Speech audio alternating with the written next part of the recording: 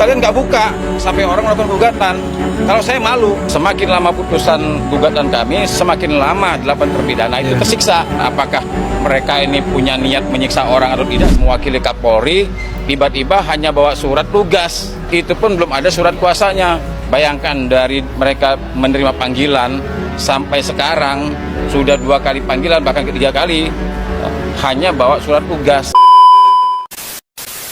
Assalamualaikum warahmatullahi wabarakatuh. Gimana kabarnya semua? Semoga dalam keadaan sehat walafiat. Saya doakan sebetulnya semua sekarang dalam nama Allah Subhanahu wa taala.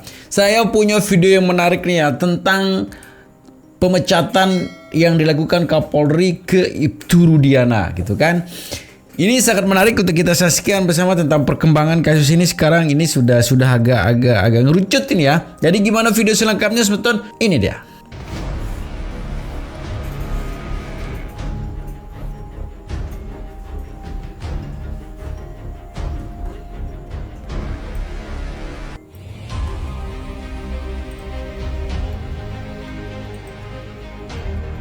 Gencar diperbincangkan jabatan Ibtu Rudiana terancam dicopot.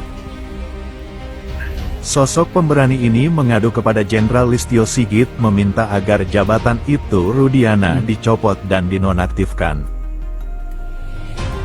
Herwanto yang merupakan ketua relawan sahabat polisi meminta kepada Jenderal Listio Sigit agar Ibtu Rudiana dicopot dari jabatannya.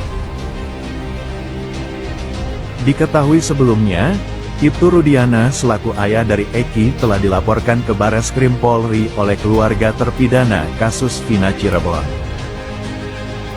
Keluarga terpidana kasus Vina Cirebon melaporkan Ibtu Rudiana terkait dugaan penganiayaan dan keterangan palsu.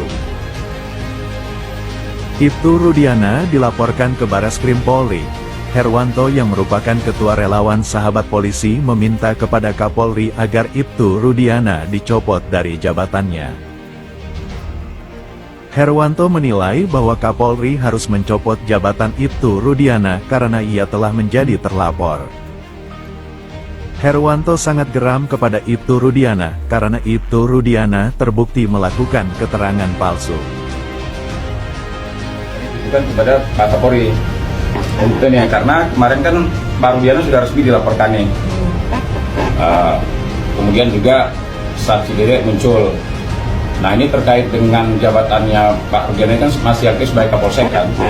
Artinya kami minta supaya jabatan Kapolseknya dicopot, dinonaktifkan, sama seperti Pak Ferdi Sambo duluan begitu kan. Begitu dia jadi terlapor untuk mencegah, ya dia kan bisa memberikan perintah. Sekarang ini posisinya sebagai Kapolsek, masih bisa memberikan perintah, ya. Ada kemungkinan juga dia memiliki senjata kan. Artinya dengan situasi dan kondisi seperti ini, ya kita minta kepada Pak Kapolri yang pertama untuk mencopot jabatannya sebagai Kapolsek. Yang kedua, kalau dia punya senjata, ya mohon ditarik. Nah, karena kan situasinya sekarang sudah tidak ya bisa dikatakan sudah tidak kondusif gitu kan. Jadi ini permintaan kami udah ya. Ya agak kagetnya. Karena tiba-tiba Mabes Polri hadir nih, Pak Kapolri, diwakili oleh tadi ada salah satu anggota. Saya pikir tidak hadir, saya sudah siap-siap aja. Nah cuma ada rasa kecewanya tadi.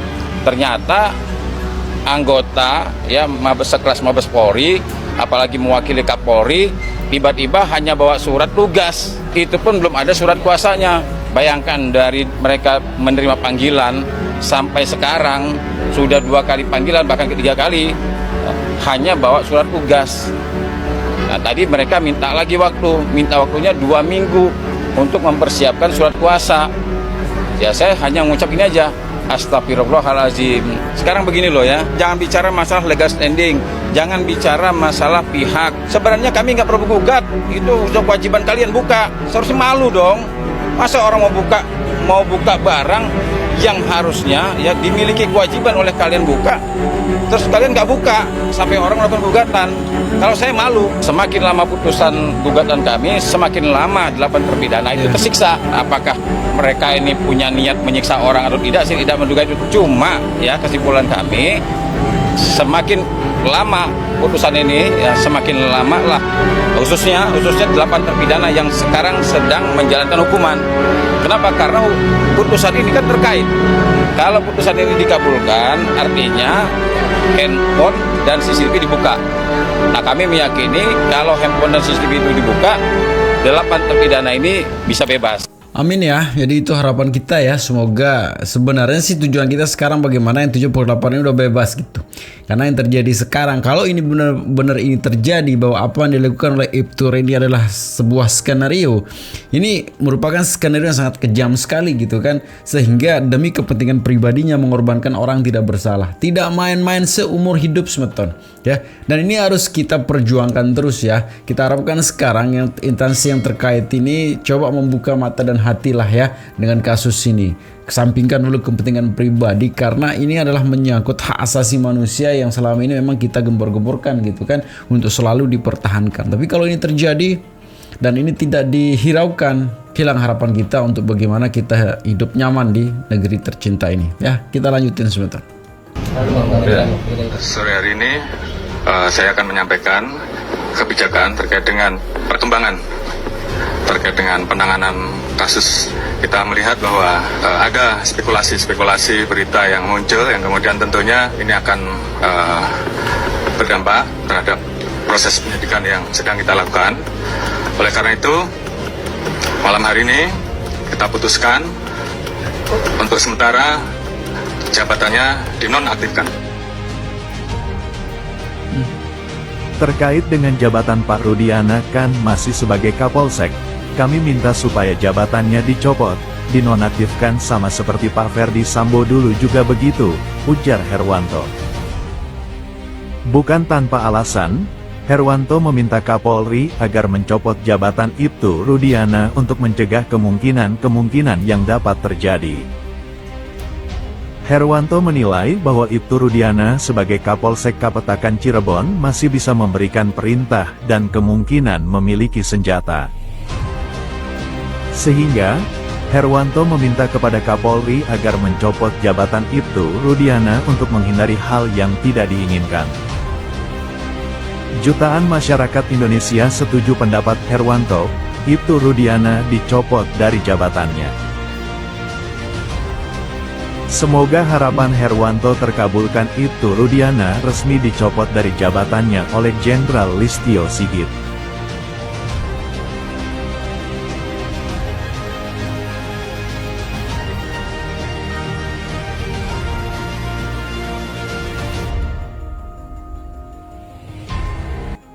Oke Pak Susno, ini kemarin kan Pak Ibtu Rudiana nih ngasih somasi ya kepada Kang Dedi dan Dedi juga. Analisis Bapak nih gimana Pak melihatnya?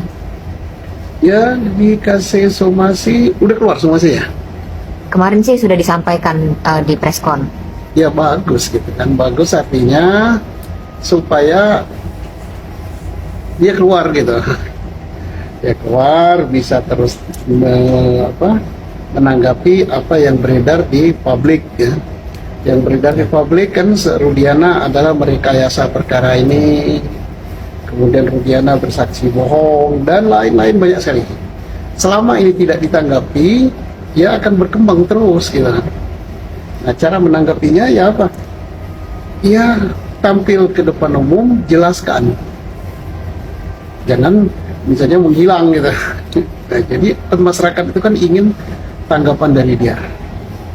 Jadi kalau dia mau mensomasi, mau menjelaskan itu bagus sekali gitu. Sehingga masyarakat yang berhak mendapatkan informasi yang benar langsung dari tangan pertama. Pak, kalau dari dari sudut pandangnya pihak Pak Ibtu Rudiana ini tuh, Kang Dedi sama kemunculan saksi Dedi ini tuh mereka menyebarkan berita bohong. Jadi mereka pengen Kang Dedi dan Dede ini muncul untuk meminta maaf ke Ibtu Rudiana gitu. Kalau dari Pak Ibtu ya, Rudiana mau minta maaf gimana ya?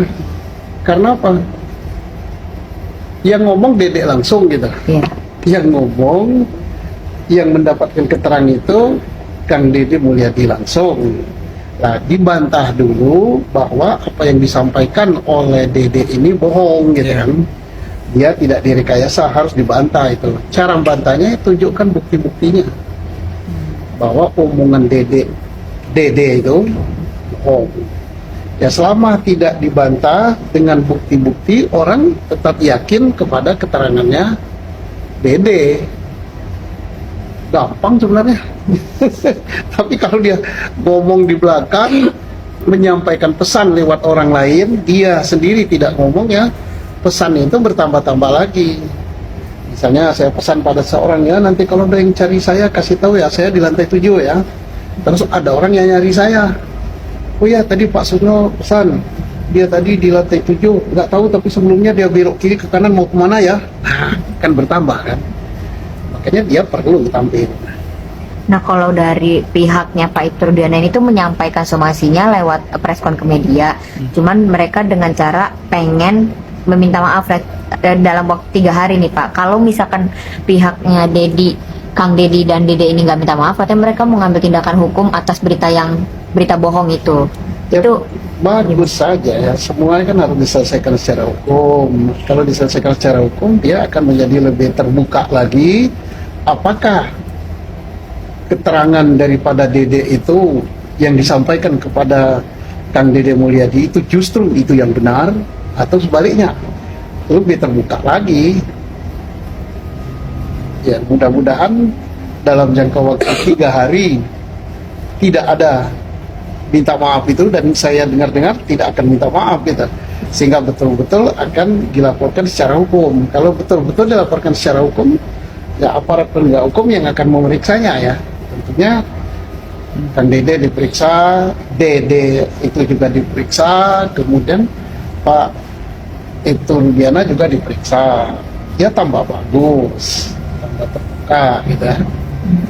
Pak, kalau dari pihaknya Ibtu Rudiana ini bilang katanya Pak Ibtu ini tuh sebenarnya jabatannya cuma hanya itu, bukan yang penyidik dan sebagainya, tapi tidak ditunjukkan dengan bukti gitu Pak.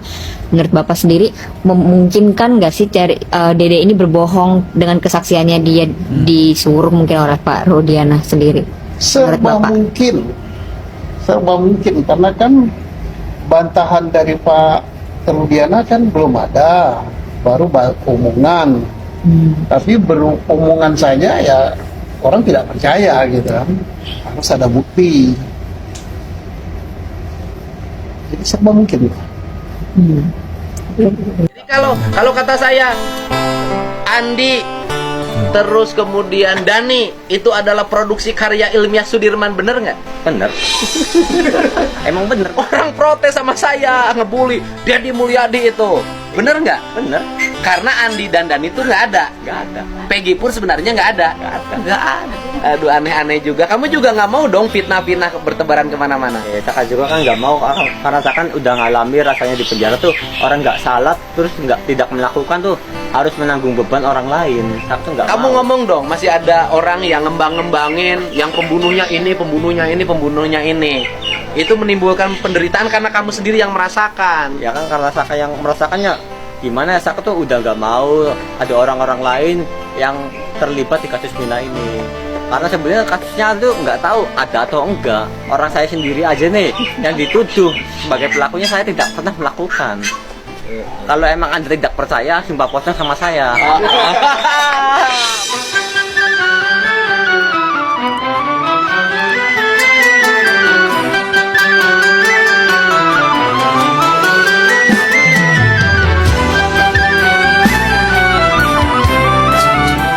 Benar, keren banget. Kasih tahu dong, jangan nuduh-nuduh. Gimana kalau orang yang nggak tahu, sebenarnya nggak usah sok-sokan lah, apalagi sok tahu. Namanya orang nggak tahu cukup diam nyimak aja. Jangan membuat cerita-cerita Yang cerita-cerita ngarang kayak gimana. Jadi intinya tuh jadi beban orang lain lah. Jadi dampaknya tuh kemana-mana. Kamu apa terhadap Dede kamu? Ya alhamdulillah Dede udah jujur juga, refleks lah. Makasih sudah jujur juga. Kakak tuh udah seneng tuh ada orang-orang yang pikirannya tuh murni, bersih, tulus lah, bener-bener pengen mengungkap fakta sebenarnya. Jadi kesaksian Dede yang dulu tuh semuanya kan tidak benar diarahkan. Jadi Saka juga terima kasih dari terpidana juga, bener-bener terima kasih. Ini juga kan karena Dede juga kan udah mencabut juga, ingin mencabut kesaksiannya. Alhamdulillah jadi ada titik terang lah buat kedepannya. Ya, kamu tuh pinter loh. Kamu tuh pinter. Berarti kamu belajar daftar paket C deh sama kakaknya. Serius? Berdua, harusnya berdua, Pak. Udah berdua, aku biayain. Nanti kamu udah lulus paket C, tahun depan kamu kuliah. Fakultas Hukum. Loh, kamu harus jadi hero. Nah, hari ini kamu dibela oleh sarjana hukum, oleh lawyer, ya kan, dengan lillahi ta'ala kan, dari Jakarta, Bang Para segala macam. Kamu harus berpikir suatu saat hari ini saya dibela orang, suatu saat saya harus membela orang. Kamu ijazah lulus ikut ijazah persamaan paket C tahun ini ya, kamu daftar, tahun depan kamu kuliah. Saya yang biayain.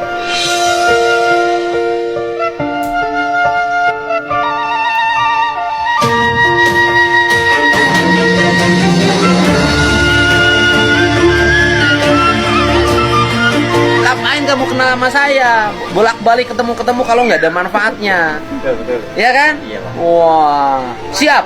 Siap. Serius? Iya, Pak. Oke, salaman. Kamu paket C kuliah.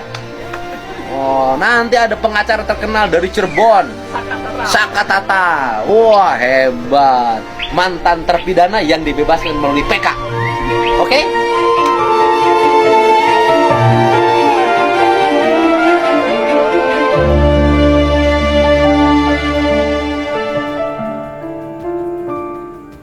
Jadi segitu aja video Sobat Ton ya. Semoga videonya bisa memberikan informasi terbaru dan semangat baru ini untuk Sobat Ton semua yang sedang berjuang nih untuk membebaskan 78 orang ini. Kita harapkan mereka semua mendapatkan keadilan yang seadil-adilnya sehingga saat ini mereka akan dibebaskan dan tidak ada lagi orang-orang yang akan terkorban demi kepentingan pribadi. Jadi setelah saya berpesan Sobat Ton ya, tetap jangan termakan hoak, tetap jaga persatuan dan kesatuan kita serta persaudaraan, dan jangan nakal ya, karena sedikit nakal bisa berakibat fatal. Segitu saja video Sobat Ton. Assalamualaikum warahmatullahi wabarakatuh.